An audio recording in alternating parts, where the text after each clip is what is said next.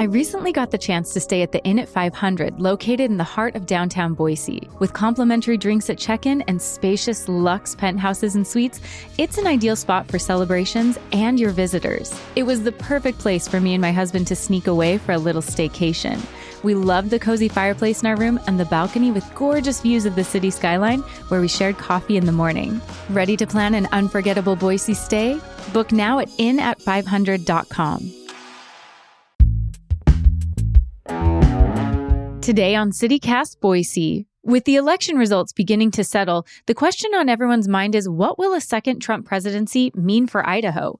He won our state with 67% of the vote, so we're examining his controversial campaign promises and the impact they could have on the state and city of Boise. It's Wednesday, November 13th. I'm Lindsay Van Allen, and this is what Boise's talking about. I'm talking with Boise State political scientist Charlie Hunt. He's here to help us examine what a second Trump administration might mean for Boise and Idaho. Thanks for being here, Charlie. Thanks for having me back. Looking through the lens of Donald Trump's first presidency, how seriously should we take President-elect Trump's campaign promises this time around? All presidential candidates make promises, and all of them make promises they can't always keep. We like to say that you campaign in poetry and you govern in prose, right? So you make all these promises on the campaign trail. You lay out what your vision for America is, and Harris did this too, of course.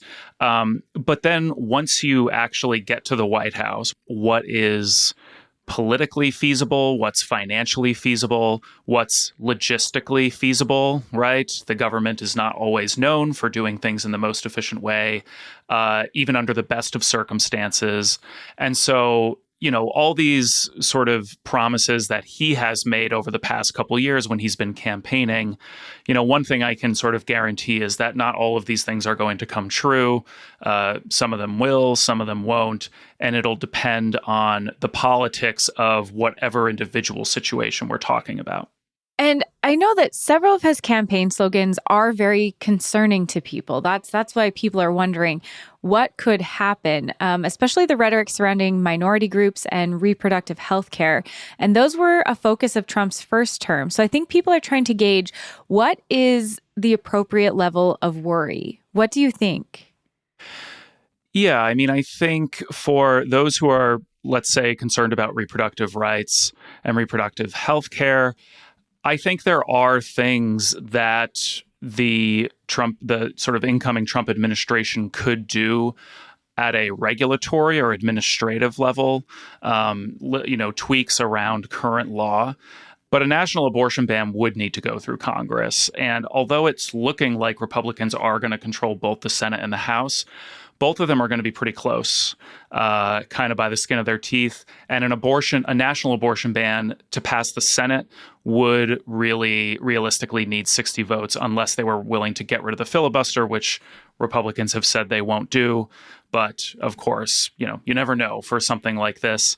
But I'm not even sure that they have, 50 votes to do that, a full-on national abortion ban in the Senate. I think they are understanding of how nationally unpopular that would be, since, vast majorities of Americans have said that they wouldn't want something like that. So that's sort of one legislative area where I think that's not impossible, but unlikely to happen. And I want to jump in with one of the biggest and most controversial proposals that became a focus of Trump's campaign: mass deportation of undocumented immigrants. In Idaho, what could this look like? It's hard to say based on sort of what Trump's political will is in this area. And although, mass deportation, depending on how we construe it, is something that, Immigration and Customs Enforcement and the Department of Homeland Security are probably empowered to do in a couple of different ways, right? Congress gives them pretty broad authority with what to do about immigration.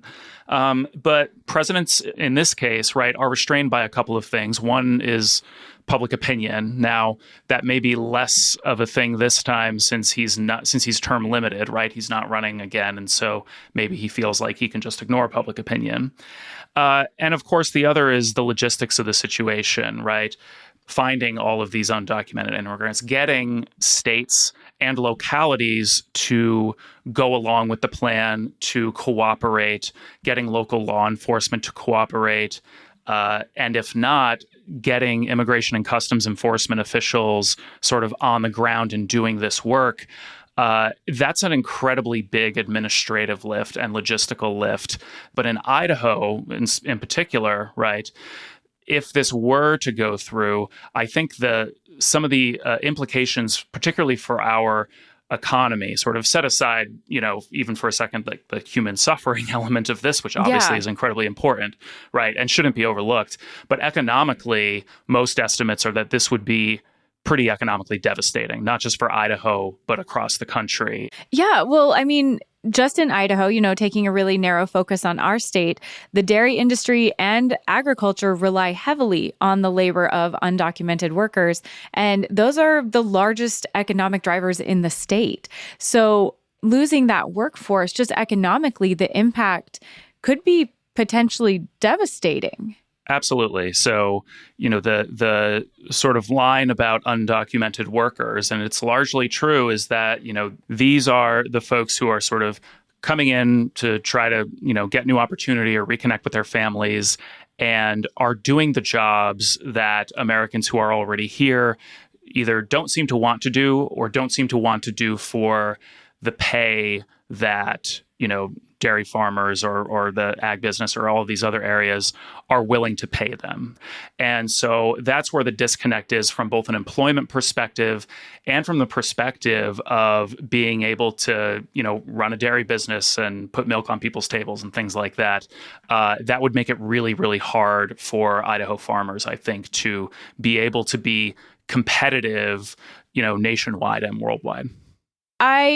I guess I have to choose to believe people separated their maybe feelings in saying that they wanted to remove undocumented immigrants from this state or don't really understand what that looks like. But that looks like tearing families apart. That looks like, taking people from homes and leaving children without parents. It is for a group that likes to talk about families a lot, it would be tearing families apart. Is there actually the political will for that? I think we have lessons from Trump's first term to apply to this. So, one of my core memories from those 4 years was when these stories broke around the administration policy around separating children from their parents at the border. And the level of public outrage around that was resounding. It was from across the political spectrum. And what did it in a lot of those cases were some of these images coming in from these detention centers we remember the kids in cages, right? Mm-hmm. These sort of unconscionable images that we saw.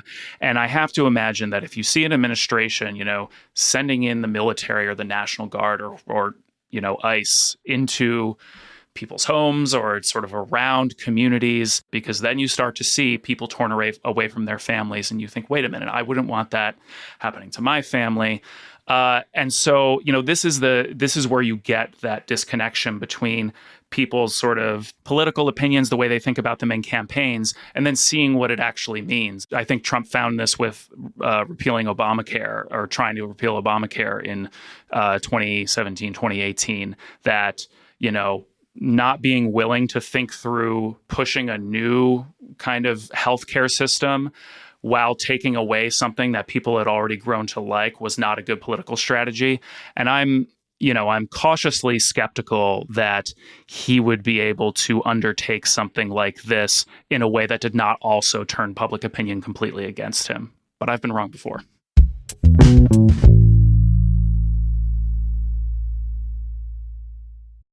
Ryan Reynolds here from Mint Mobile. With the price of just about everything going up during inflation, we thought we'd bring our prices down. So to help us, we brought in a reverse auctioneer, which is apparently a thing. Mint Mobile Unlimited Premium Wireless. How to get 30, 30, bit to get 30, bit to get 20, 20, 20, bit to get 20, 20, bit to get 15, 15, 15, 15, just $15 a month? Sold! Give it a try at mintmobile.com/switch. $45 upfront payment equivalent to $15 per month. New customers on first 3-month plan only. Taxes and fees extra. Speed slower above 40 gigabytes. See detail. This episode is brought to you by Amazon. The holidays are here, and you know what that means? It's time to get your friends and family the gifts they deserve. Take the stress out of shopping with Amazon's great deals and low prices on a huge range of items from toys to tech and much more. Whoever you're gifting for, Amazon has great prices on everything you need this holiday season. Shop Black Friday week starting November 21st. Tariffs and international trade are another major focus of President-elect Trump's agenda. He says that tariffs on goods from other countries will make American-made goods more affordable and accessible. Is that accurate? This was rhetoric that was part of his first campaign. This was among the earliest rhetoric he was sort of giving out as part of his campaign, that, you know, other countries are ripping us off and China's ripping us off and we got to get tougher and have tariffs. And I think that is I think that's another policy area where there was a lot of sympathy among voters of seeing a changing economy and wanting to blame somebody else. But I think similar to his first term, where he did tariffs in his first term as well. Things like 25% tariffs on steel that didn't necessarily accomplish what they were hoping to. They weren't devastating to the economy because they were very targeted. But what he's called for this time are sort of broad-based tariffs, like 50% tariffs on anything, right, coming in from other countries. And the reasoning behind this is that if you put tariffs, you are essentially taxing other countries for exporting their goods into the United States. And that's fine, except it causes those prices to then go up, right?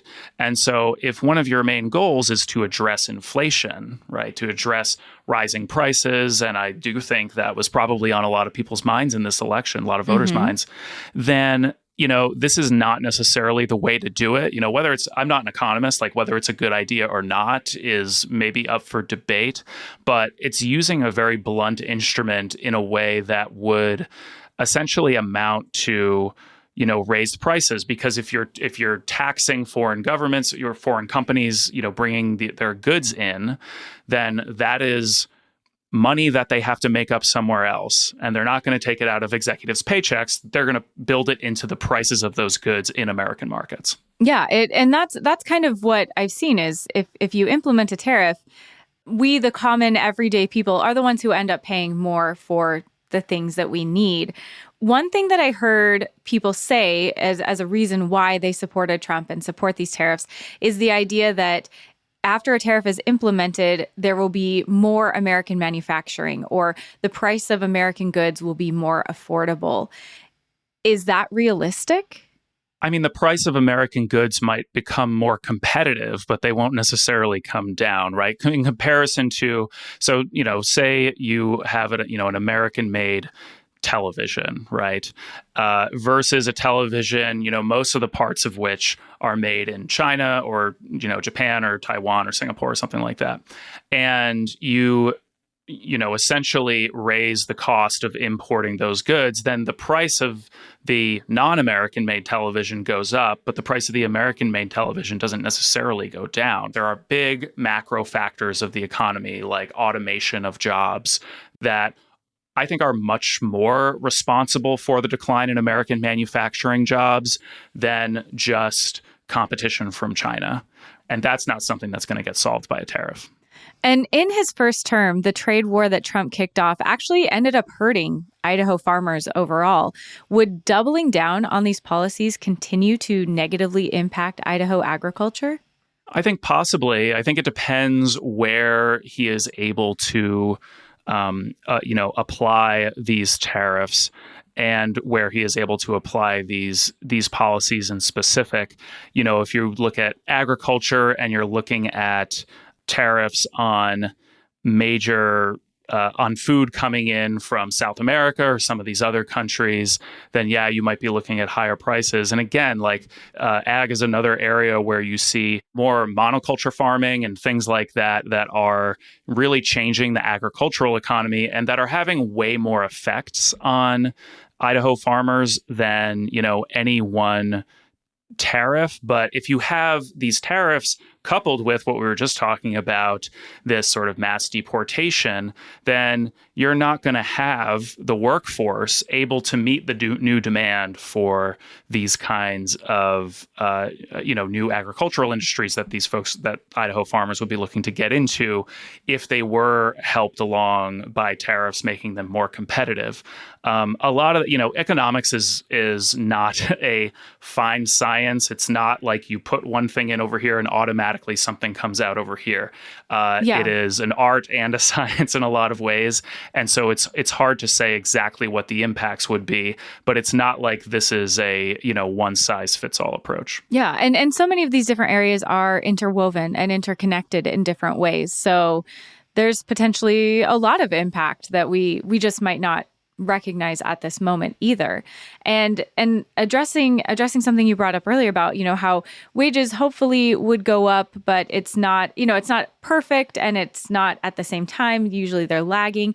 That's a huge point of conversation in Idaho, where especially like in the housing market, prices skyrocketed. Wages didn't necessarily keep up with that. And so people felt the squeeze. Grocery prices have gone up. Wages haven't necessarily kept up with that either. So from a political standpoint, what could be the fallout for Trump when Idahoans are already, it seems like, feeling like they pay too much for everything? I think with any of these policies, if people find either that he is ineffective in implementing them, which I think in a lot of ways was the story of his first term, or that he's implementing them in a way that the unintended consequences become apparent really quickly, the sort of downstream negative consequences of some of these actions, then voters do notice. Right. It's usually and this is sort of the curse of presidents, that a lot of the good things you try to do, or like major legislative accomplishments, don't tend to pay off policy-wise until after your term is over. And so you can't get credit for them. But then some of the things you do wrong, they usually tend to just show up really quickly, or these big mistakes, right, that are made, show up really quickly. And then sometimes you end up getting blamed for stuff that your predecessor did. But in this case, right, if he's sort of ineffective right out of the gate, or if he's applying these things in a way that aren't popular, then you do risk this major backlash in the midterm elections, which, to a T has almost happened to every single, president who has served in the modern era, that first election is usually really bad for them, because the public sort of realizes, well, they weren't able to just like magically fix everything in the first 100 days, because no president can do that. Charlie, education is another big topic that came up this election cycle, with most of the focus surrounding higher education. And Trump said that he wanted to target, quote, Marxist maniacs and lunatics, end quote, that he said were controlling higher ed. And he wants to use accreditation potentially as his weapon. You work in higher education. Are you worried that this might be an effective rhetoric that will change higher education in this country? I mean, famous last words, but this isn't one I'm particularly worried about. I think, whatever the terminology you use, Marxist lunatics and or whatever it is he said, that's a tough thing to write into federal code. That gets into some sort of sticky, thorny issues around free speech and the right of educators to teach their expertise. I think states have made some efforts in this area. Idaho has some of its own recently passed laws in the past couple of years. And I mean, from my perspective, that has not changed anything about the way I teach. For a couple of reasons. I think number one, because again, like these other issues, enforcement is pretty tough here. It's tough to prove that someone is a Marxist lunatic. It's tough to, get it.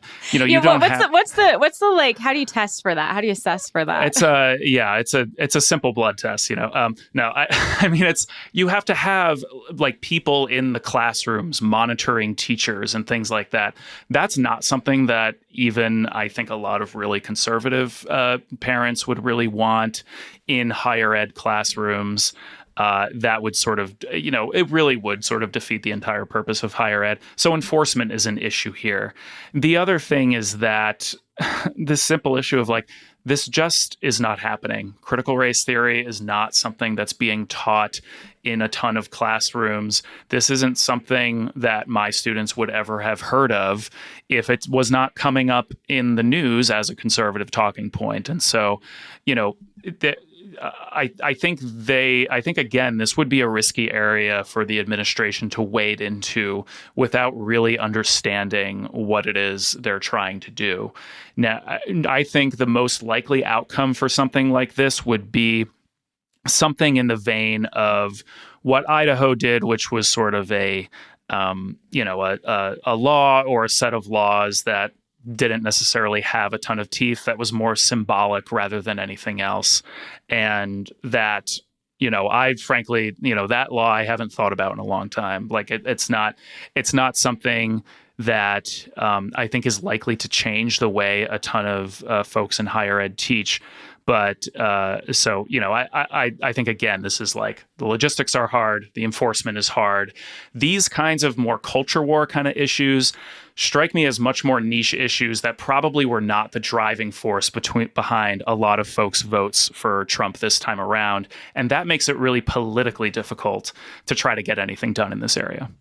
So kind of the gist I'm getting is that presidents aren't always able to execute their campaign promises. And in Trump's first term, he was ineffective in several major political campaign promise areas that he wasn't able to fulfill, or he started to try to implement, and they were wildly unpopular.